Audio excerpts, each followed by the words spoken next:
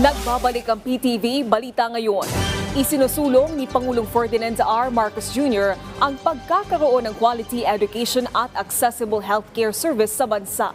Sa pagbisita ng Pangulo sa Surigao del Norte, sinabi ng Pangulo na patuloy itong sisiguraduhin ng kanyang administrasyon, partikular na sa Caraga Region.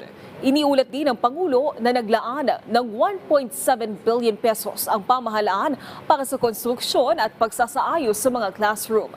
Samantala, nasa 846 million pesos ang inilaan ng Marcos administration para sa Health Facilities Enhancement Program. Makakatulong ito para maisaayos ang serbisyong medikal sa nasa 104 na health facilities sa rehiyon. Samantala, lumabas sa ulat ng Program for International Student Assessment o PISA na napag-iiwanan pa rin ang mga Pilipinong estudyante sa larangan ng malikhaing pag-iisip. Sa isinagawang global assessment, nasa 14 points lang ang average score ng mga Pinoy students pagdating sa creative thinking. Sa 64 na bansa, pangalawa sa huli ang Pilipinas. Samantala, highest performing sa creative thinking ang mga estudyante mula sa Singapore, South Korea, Canada, Australia at New Zealand. Samantala, alamin natin ang ibang balita kay Julius Pacot ng PTV Davao.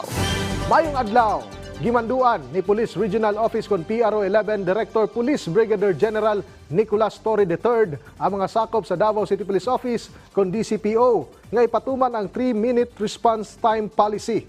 Kini ang gisgutan sa bag-ong labaw sa PRO 11 ato sa pagbisita niini sa DCPO headquarters nentong Hunyo 17. Gimo niya pagigpulong sa mga station commander sa DCPO usa ka adlaw human nga milingkod siya isip labaw sa PRO 11. Ubos sa mga polisiya kinahanglan nga sa sulod sa 3 ka minuto makaresponde na ang mga kapulisan batok kriminalidad o police assistance. Ang 3-minute response time policy gipatuman usab ni General Torre sa panahon niya nga siya ang direktor sa Quezon City Police District. Sa kabahin usab sa Davao City Police Office, ilang paningkamutan ug tun-an ang implementasyon sa maong polisiya.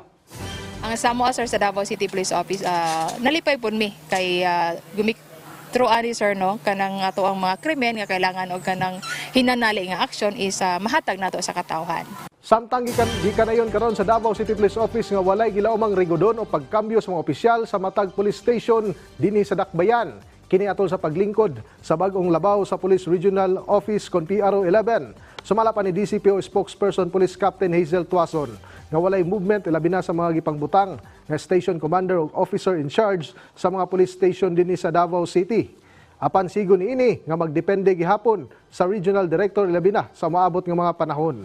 Una nang gibutyag ni PRO 11 Regional Director Police Brigadier General Nicolas Torre III nga wala na sayang tinguha ang magpahigayon og pagbag-o sa kasamtangang opisyal nga na-assign ilawom sa PRO 11. Dili usabot nini nga mag-recruit gikan sa gawas apan makigtrabaho sab kini ngadto sa mga kasamtangang opisyal.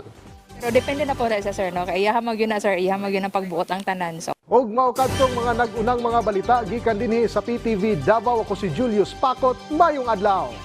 Maraming salamat, Julius Pacot. At yan ang mga balita sa oras na ito. Para sa iba pang update, i-follow at i-like kami sa aming social media sites at PTV-PH. Ako po si Naomi Tiburcio para sa Pambansang TV sa Bagong Pilipinas.